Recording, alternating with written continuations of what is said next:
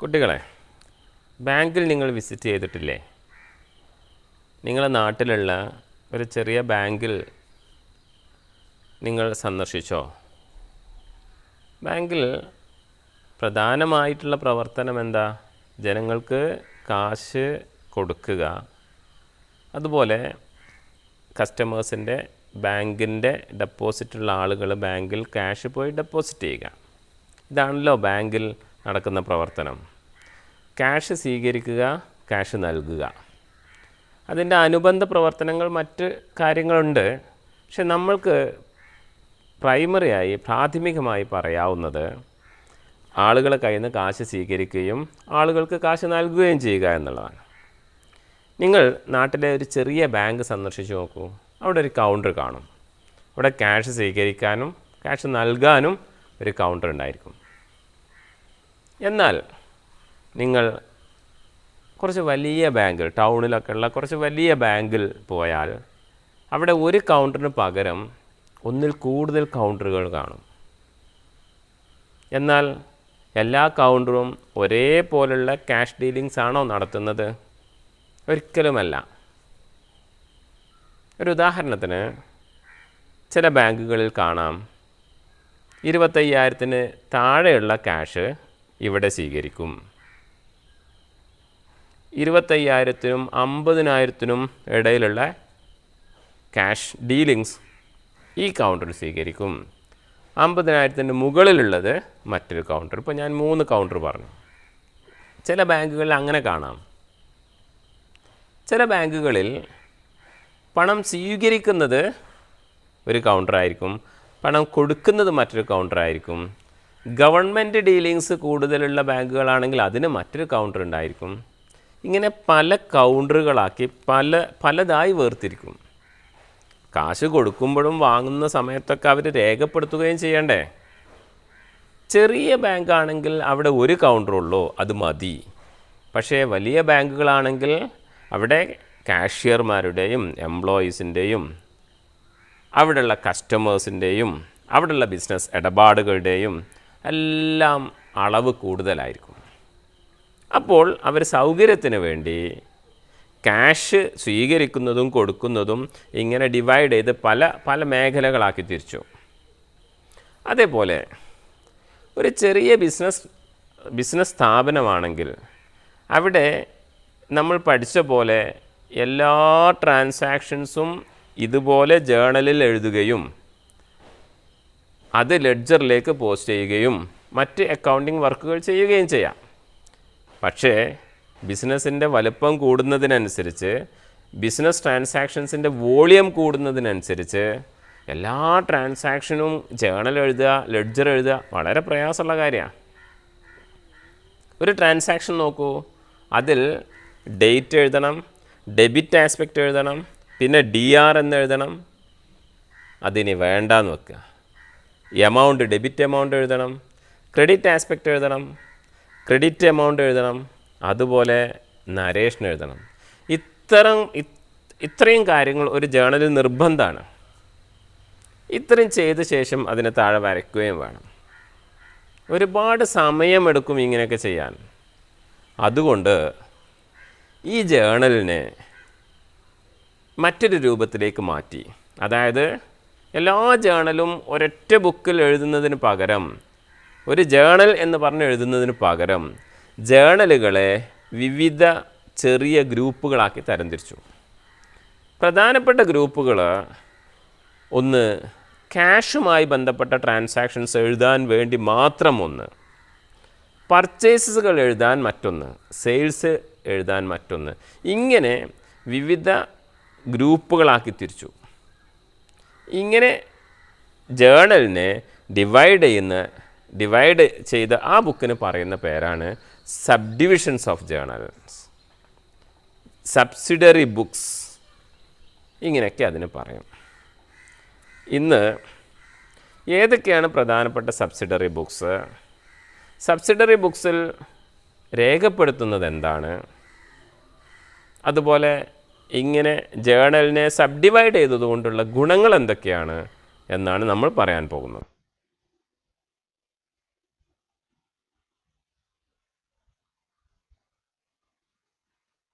Recording of transactions 2. Recording of transaction 1 നമ്മൾ discuss ചെയ്ത് കഴിഞ്ഞു. അതിൽ ജേണലാണ് കൂടുതലായി ഡിസ്ക്രൈബ് ചെയ്തത്. ഇത് ചാപ്റ്റർ നമ്പർ 4 ആണ്. ഈ ചാപ്റ്ററിന്റെ ഒരു എക്സ്റ്റൻഷൻ തന്നെയാണ്, റെക്കോർഡിംഗ് തന്നെയാണ് ഇവിടെയും പറയുന്നത്. അതായത് ജേണലുകൾ ഒരു ബിസിനസ് സ്ഥാപനത്തിൽ എഴുതുന്നത് ഒരൊറ്റ ജേണൽ എഴുതുകയാണെങ്കിൽ അതിന് ചില പ്രയാസങ്ങളുണ്ട്. ആ പ്രയാസങ്ങൾ ഒഴിവാക്കാൻ ജേണലുകളെ ഡിവൈഡ് ചെയ്ത് സ്പെഷ്യൽ ജേണലുകളാക്കി മാറ്റി സ്പെഷ്യൽ പർപ്പസ് ജേണൽസ് ബുക്ക് എന്നോ സബ്ഡിവിഷൻസ് ഓഫ് ജേണൽ എന്നോ ഡേ ബുക്സ് എന്നോ സബ്സിഡറി ജേണൽസ് എന്നൊക്കെ വിളിക്കും. അതായത് ജേണലിൽ എല്ലാ ട്രാൻസാക്ഷൻസും രേഖപ്പെടുത്തും. ആ ട്രാൻസാക്ഷൻസിൽ ചിലത് ഒരേ സ്വഭാവങ്ങളായിരിക്കും. ഉദാഹരണത്തിന് ക്യാഷുമായി ബന്ധപ്പെട്ട ട്രാൻസാക്ഷൻസ്, പർച്ചേസസ്, സെയിൽസ്, ഇങ്ങനെയുള്ള ട്രാൻസാക്ഷൻസ് ഒരുപാട് റിപ്പീറ്റ് ചെയ്ത് കാണാം. ഇവയ്ക്കൊക്കെ സെപ്പറേറ്റ് ജേണലുകൾ ഉണ്ടാക്കും. അതിനാണ് സ്പെഷ്യൽ പർപ്പസ് ബുക്സ് എന്നോ ഡേ ബുക്സ് എന്നോ സബ്ഡിവിഷൻസ് ഓഫ് ജേണൽ എന്നോ വിളിക്കുന്നത്. ഈ ചാപ്റ്ററിൽ സബ്ഡിവിഷൻസ് ഓഫ് ജേണൽ അല്ലെങ്കിൽ ഡേ ബുക്സ് ആണ് വിശദീകരിക്കുന്നത്. Journal in which transactions of similar nature are recorded is known as special journals. Journals in which അതിൽ transactions of similar nature ഒരേ സ്വഭാവത്തിലുള്ള ട്രാൻസാക്ഷൻസ് റെക്കോർഡ് ചെയ്യുന്ന ജേണലിനാണ് സ്പെഷ്യൽ ജേണൽ എന്ന് വിളിക്കുന്നത്. സ്പെഷ്യൽ ജേണൽസ് ഏതൊക്കെയെന്ന് നോക്കാം. പ്രധാനപ്പെട്ട special journals: cash book. Cash book എന്താണ് അതിൽ റെക്കോർഡ് ചെയ്യുന്നത്? ക്യാഷ് ട്രാൻസാക്ഷൻസ്, ക്യാഷ് പേയ്മെന്റ്സും ക്യാഷ് റെസീവ്സും, ക്യാഷ് ബിസിനസ്സിലേക്ക് കിട്ടുന്നതും ക്യാഷ് ബിസിനസ്സിൽ നിന്ന് കൊടുക്കുന്നതും റെക്കോർഡ് ചെയ്യുന്ന ബുക്കാണ് cash book. Purchases book for credit purchase of goods. ഇതിൽ റെക്കോർഡ് ചെയ്യുന്നത് ക്രെഡിറ്റ് പർച്ചേസ് ഓഫ് ഗുഡ്സ് ആണ്. അപ്പോൾ ക്രെഡിറ്റ് പർച്ചേസസ്. അപ്പോൾ ക്യാഷ് പർച്ചേസസ് എവിടെ റെക്കോർഡ് ചെയ്യും? ക്യാഷ് പർച്ചേസ് ചെയ്യുമ്പോൾ ക്യാഷ് പേയ്മെന്റ് ഉണ്ടാകും. അപ്പോൾ ക്യാഷ് ബുക്കിൽ റെക്കോർഡ് ചെയ്യും. ക്രെഡിറ്റ് പർച്ചേസസ് മാത്രമാണ് പർച്ചേസസ് ബുക്കിൽ റെക്കോർഡ് ചെയ്യുന്നത്. സെയിൽസ് ബുക്ക് മൂന്നാമത്തത് sales book. Sales book for credit sales only. Sale of goods, credit sale of goods. അവിടെയും ക്യാഷ് കിട്ടുന്നില്ല, ക്യാഷ് സെയിൽസ് ആണെങ്കിൽ ക്യാഷ് ബുക്കിൽ റെക്കോർഡ് ചെയ്യും. അടുത്തത് പർച്ചേസസ് റിട്ടേൺസ് ബുക്കും സെയിൽസ് റിട്ടേൺസ് ബുക്കുമാണ്. Purchases returns are recorded in purchases returns book and all sales returns are recorded in sales returns book. Next, bill receivable book. Bill receivable book and bill payable book. Bill receivables എന്താണ്, bills payables എന്താണ് എന്നുള്ളത് നമ്മൾക്ക് bill of exchange എന്നൊരു chapter ഉണ്ട്, അതിൽ പഠിക്കാൻ കഴിയും. അപ്പോൾ ഇതിൽ റെക്കോർഡ് ചെയ്യുന്നത് എല്ലാ ബിൽ റിസീവബിൾസും എല്ലാ ബിൽസ് പേയബിൾസുമാണ്. അവസാനം ജേണൽ പ്രോപ്പർ. ജേണൽ പ്രോപ്പർ എന്ന് പറയുന്നത്, ഇതിനു മുമ്പ് നമ്മൾ 7 ബുക്കുകൾ ഡിസ്കസ് ചെയ്തു. ആ 7 ബുക്കിൽ ഉൾക്കൊള്ളിക്കാൻ പറ്റാത്ത എല്ലാ ട്രാൻസാക്ഷനുകളും ജേണൽ പ്രോപ്പറിൽ റെക്കോർഡ് ചെയ്യും. അപ്പോ ഇനി ഇങ്ങനെ ജേണലിനെ ഡിവൈഡ് ചെയ്ത് ഡേ ബുക്കുകളാക്കി സ്പെഷ്യൽ ജേണലുകളാക്കി തിരിക്കുന്നതിനുള്ള അഡ്വാൻറ്റേജസ് ഓഫ് ഡേ ബുക്സ്. എന്തിനാണ് ഇങ്ങനെ ഡിവൈഡ് ചെയ്യുന്നത്? നമ്മൾ പറഞ്ഞു, വലിയ ബിസിനസ് സ്ഥാപനങ്ങൾ അവരുടെ ജേണലിനെ സബ് ഡിവൈഡ് ചെയ്ത് ഇങ്ങനെ സബ് ഡിവിഷൻസ് ഓഫ് ജേണലാക്കി purchases books, sales books, cash books എന്നൊക്കെ പറഞ്ഞ് ഡിവൈഡ് ചെയ്യുന്നുണ്ട്. അതിന്റെ ഗുണം എന്താണ്? ഒന്ന്, ഡിവിഷൻ ഓഫ് വർക്ക് ഡിവൈഡ് ചെയ്യാൻ കഴിയും. നേരത്തെ പറഞ്ഞു ബാങ്കിന്റെ ഒരു കാര്യം പറഞ്ഞല്ലോ, ബാങ്കിൽ മിക്കവാറും ക്യാഷ് ട്രാൻസാക്ഷൻസ് മാത്രമേ ഉണ്ടാവൂ. അപ്പോൾ ക്യാഷ് ട്രാൻസാക്ഷനെ ഡിവൈഡ് ചെയ്ത് അതിൻ്റെ വോളിയത്തിനനുസരിച്ച് ഡിവൈഡ് ചെയ്ത് വെക്കുമ്പോൾ അത് വർക്ക് വ്യത്യസ്ത ക്ലർക്കുമാരെ ഏൽപ്പിക്കാൻ പറ്റും. ഒരു ബിസിനസ് സ്ഥാപനത്തിൽ ഒരു ട്രേഡിംഗ് കൺസേൺ ആണെങ്കിൽ അവിടെ ക്യാഷ് ട്രാൻസാക്ഷൻസ് ഒരാളെ ഏൽപ്പിക്കാം, പർച്ചേസസ് മറ്റൊരാളെ ഏൽപ്പിക്കാം, സെയിൽസ് മറ്റൊരാളെ ഏൽപ്പിക്കാം. ഇങ്ങനെ വർക്ക് ഡിവിഷൻ, വർക്ക് വ്യത്യസ്ത ആളുകൾക്ക് ഡിവൈഡ് ചെയ്ത് നൽകാൻ സാധിക്കും. അപ്പോൾ വർക്ക് ഡിവൈഡ് ആകുന്ന ഒരു മറ്റൊരു അഡ്വാൻറ്റേജ് ആണ് specialisation. Division of work leads to specialisation. Specialisation എന്ന് പറയുമ്പോൾ ഒരു വർക്ക് തന്നെ കൂടുതലായി റിപ്പീറ്റായി ചെയ്യുമ്പോൾ ആ വർക്കിൽ ഒരു പ്രത്യേക കഴിവുണ്ടാവും ഒരാൾക്ക്. അതിനാണ് സ്പെഷ്യലൈസേഷൻ എന്ന് പറയുന്നത്. അപ്പോൾ ഡിവിഷൻ ഓഫ് വർക്ക് പോസിബിൾ ആണെങ്കിൽ അവിടെ ഉണ്ടാകുന്ന മറ്റൊരു ഗുണമാണ് സ്പെഷ്യലൈസേഷൻ. ഒരേ ജോലി ചെയ്യുമ്പോൾ അതിലുണ്ടാകുന്ന കഴിവിനാണ് സ്പെഷ്യലൈസേഷൻ എന്ന് പറയാം. ദെൻ മറ്റൊരു അഡ്വാൻറ്റേജ് ആണ് അവൈലബിലിറ്റി ഓഫ് ഇൻഫോർമേഷൻ.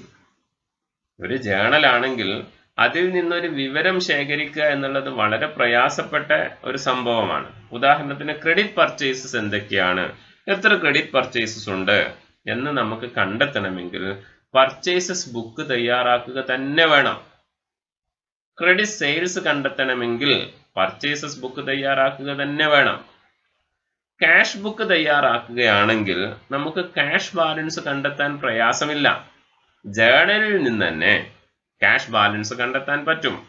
ഇങ്ങനെ ഇൻഫോർമേഷൻസ് വളരെ പെട്ടെന്ന് അവൈലബിൾ ആകും എന്നുള്ളതാണ് മറ്റൊരു അഡ്വാൻറ്റേജ്.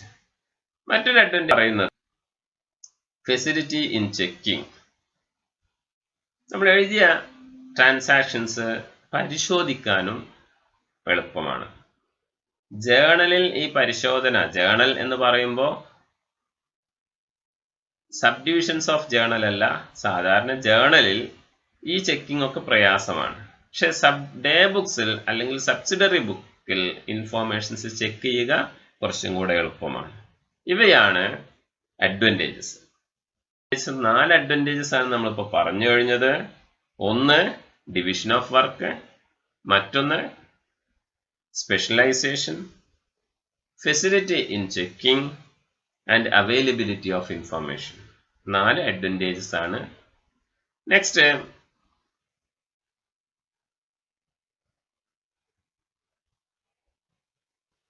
അടുത്തത് ഇമ്പോർട്ടൻ്റ് ഡേ ബുക്സ് ഒന്നും കൂടെ ഓർക്കാം.